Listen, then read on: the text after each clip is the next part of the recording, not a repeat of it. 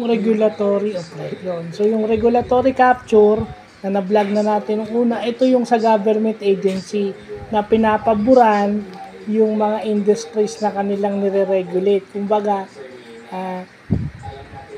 may kinikilingan sila, may pinapaboran sila. Pag sinabi mo namang regulatory oppression, sila yung masusunod.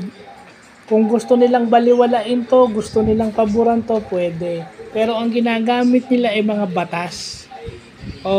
Sasabihin nila, ito, ayon sa batas na to, hindi ka pwedeng mag-access sa ganitong resources. Or, hindi ka pwedeng maging recipient ng ganitong ayuda or something. Ganun ang regulatory oppression. So, yun.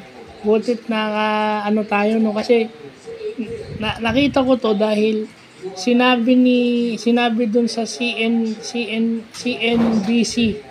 News sa Amerika na yung Biden administration daw nagkaroon ng regulatory oppression kaya tumaas yung mga bilihin sa Amerika. Yung cost of living sa Amerika tumaas na balak baguhin ni Donald Trump. Ngayong siya na ulit yung presidente.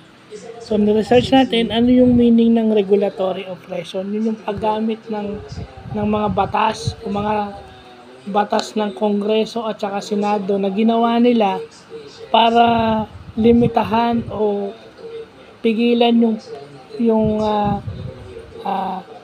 pagkakamit ng mga benepisyo para dun sa specific na tao na yun. Kung ang regulatory capture is sa industries, ito naman sa mga tao. At saka syempre, kung sino yung nasa kapangyarihan, yun ang masusunod. Para walang i-make. Kasi nasa kanila yung resources lahat.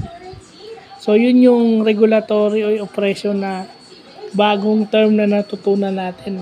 Dito sa Pilipinas, marami rin yan. Throughout sa history ng Pilipinas, meron ng regulatory oppression na nangyayari. O sino yung nasa kapangyarihan, sila yung masusunod. So, yun lang po.